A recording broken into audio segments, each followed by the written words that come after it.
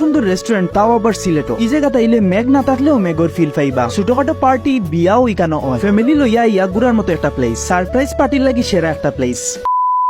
Hello guys, কিতা খবর হল? আসনি বালা, আমিও আসি বালা। আর আপনারা এখন দেখরা প্রশান্ত দাস ব্লগ। আমি এখন যেলাম এমন একটা রেস্টুরেন্ট যেটা এয়ারপোর্টের খুব কাছেও। এয়ারপোর্টের অপোজিট সাইডে ফুড পার্কের সাইডে দিয়ে যে রাস্তাটা গেছে, এই রাস্তা দিয়ে পাঠান তুলা যায়। এয়ারপোর্টটা কি 10 মিনিট লাগে ইকানো যাইতে। আপনারা যদি লোকালে আইন তাইলে রিস্কা একটা লইয়া ইকানো আইতে পারবা ফুড পার্কের সামনে থাকি। যাই হোক, ইকানো হইল সিলসিলা বাগানবাড়ি। 31 ডিসেম্বর 2023 সালে সিলসিলা বাগানবাড়ি উদ্বোধন হয়েছে, প্রায় 7 মাস আগে। এর ভিতরে তো অনেকেও আইসেন, অনেকেও জানেন, কিন্তু আওয়া হইছে না। আবার অনেকেও হয়তো জানেন না। ভিডিওটা কিন্তু তারা লাইক শহরের অত খান্দাত, অত সুন্দর একটা বাগান বাড়ি, অত ন্যাচারাল একটা ভিউ পাইবা এখানে আইলে। পুরা ফ্যামিলি লইয়া আইবা, সুন্দর একটা সময় কাটাইতে পারবা এই জায়গাতে আইলে। আবার যারা নতুন বিয়া করছেন, ফ্রি টাইমও বউরে লইয়া সুন্দর একটা জায়গা যাইতা, এই জায়গা কিন্তু তারা লাগেও বেস্ট।